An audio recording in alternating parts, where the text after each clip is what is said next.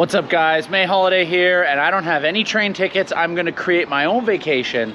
I found a random mountain with a random scenic spot all the way like at the Taihu, 120 kilometer bike ride from Shanghai. So that's what we're doing today. So hopefully you stick with us.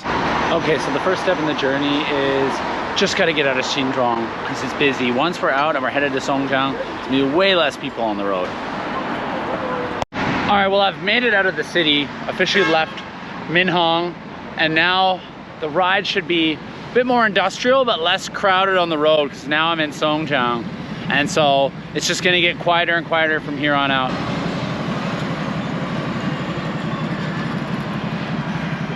Okay, we're really out of the city now because the traffic in the bike lanes has really gotten less and less. We're actually where we were for yesterday's video, the Guangfuling Park. So we've gotten not very far in about an hour, about 20 kilometers. But now that we're out of the city, I'm expecting that's gonna pick up the pace. All right, we're 30 kilometers into our cycle today, and we're out of the city.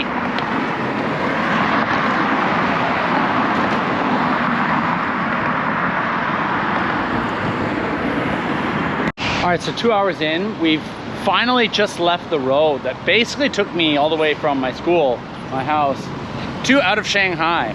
Now the signs haven't changed. The signs are still that kind of blue sign you can see over there. So we're still technically in Shanghai. We're not in Jiangsu yet, but we're gonna be there pretty soon because now we're on Huqingpinggong Road, and we're about a third of the way there. Well, I was in the middle of nowhere, and then all this traffic, and I realized, oh, I'm passing the Dongshan Lake.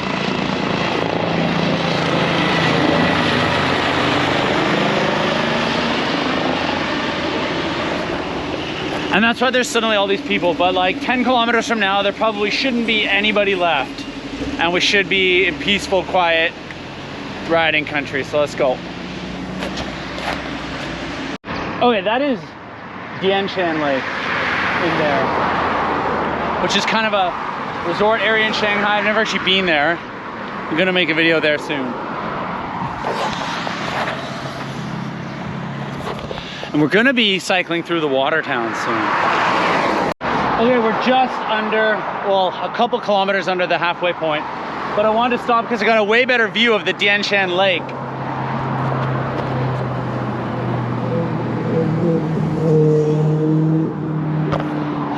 And back there I saw something. I'm gonna make a note to do a day trip.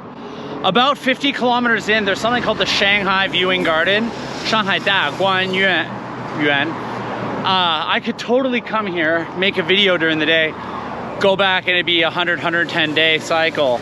So I'm gonna leave a note for Paul. We gotta do that on a day. And now it's also, the roads are gonna get a lot more windy, and it's not gonna be so straightforward where I just like go straight and follow it forever. So I'm gonna be stopping a lot more to look at the map, so it might slow me down. All right, so I'm starting to get a little bit tired, so I decided to take my first like official break. Like just 10 minutes, drink some water, get some Gatorade. We've only got about 50 kilometers left to go. And what's the time? Oh, it's just after 12. We left at like 9:15. So like we're literally 3 hours in. We're making good time, so. Looking forward to crashing in that hotel bed. But I do need to mention, I'm very concerned. I've got like in the back of my head, every time I'm going to check into a hotel, I'm always a little bit worried you're gonna get there and they're gonna freak out and say, oh, foreigners can't stay here. Now, that usually doesn't happen, but it can happen, especially when I'm going somewhere that doesn't seem like it's that international. Like it seems like it's a pretty small place. However, C-Trip always tells you when it's gonna do that. And it's gonna say, oh, you need to have an ID card to check in, like a citizenship, not a foreign passport. Hotels usually tell you that, or they'll call you and say, oh, you can't come here. This one hasn't, so, but it's still in the back of my mind. I'm worried about that, so let's see when we get there.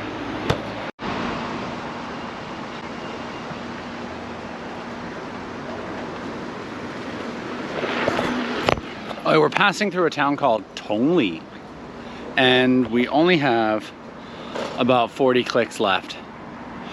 Whew. Hopefully I can get there before 3 o'clock. At this point in the journey, I didn't think that I was going to be in like a city metropolis, but I guess the southern district of Suzhou does extend out this far. We're getting closer though.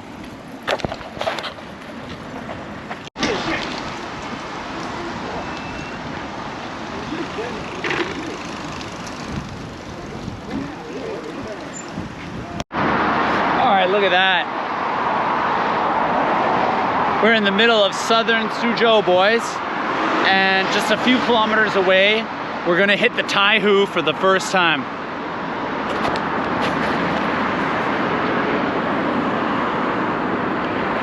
Hey jabronis, we made it to the Taihu. That's a little cove in there that goes around Suzhou. But I'm crossing a bridge right now into a peninsula that's gonna go out into the Taihu, which is our final destination today. We're almost there, boys.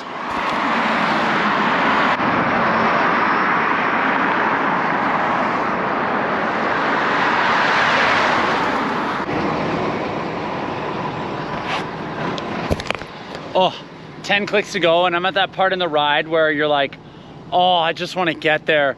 Why did I do this? But it just, that final 10 kilometers, 15 kilometers just drags on and on. Here we go. All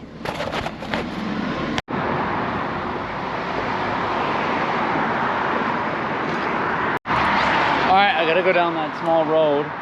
Hopefully that takes me to where I'm going. But it's starting to look mountainous, which is hopeful for tomorrow's video.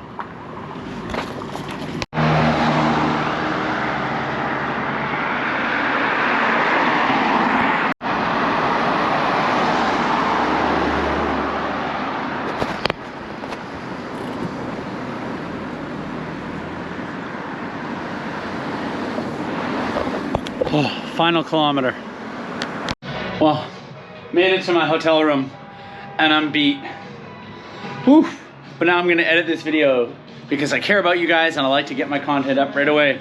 So stay tuned because my next video I'm gonna be exploring this peninsula. And the video after that, cycle back to Shanghai. So see you soon.